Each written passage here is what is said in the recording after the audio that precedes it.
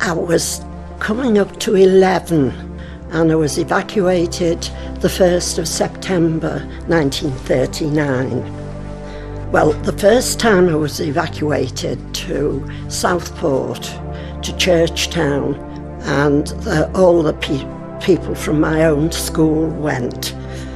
We went by train. We had to have our names on a label, and we all had to take a small case with, immediate clothes. And we were given a bag with, I can remember, cream crackers in it and cocoa to give to the people we were to be evacuated to.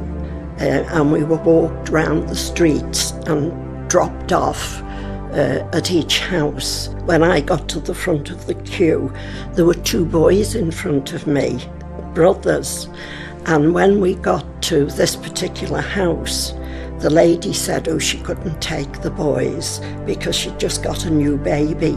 They were youngish married couple, so she accepted me.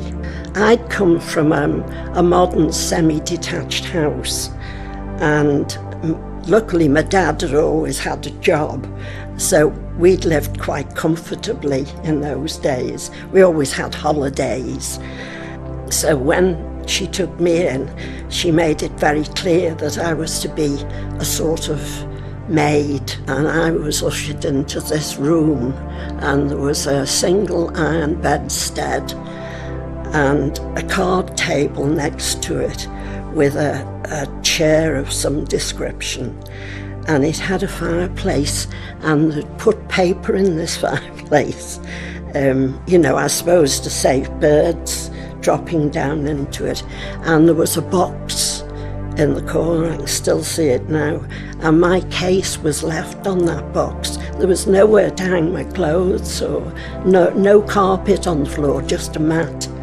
Of course, Mum used to come every weekend to take my washing home and bring me fresh clothes. That was September, the beginning of September. And it must have been about November that Mum brought me home. There wasn't much going on till the May blitzes in 1941, and they were really bad. Where we lived, we were on a bit of a hill, and we could see right down to the docks.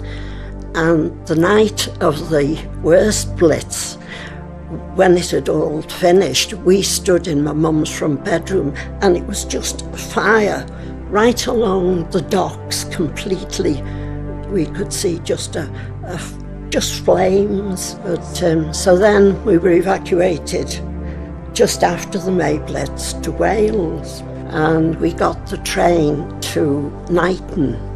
And when we got there, we were put into the workhouse, and again we were thoroughly searched for anything in our hair, and we all had to have baths. And I ended up with an old lady and a man, well, they seemed very old to me because they had white hair. But, and of course we had to walk quite a distance to school.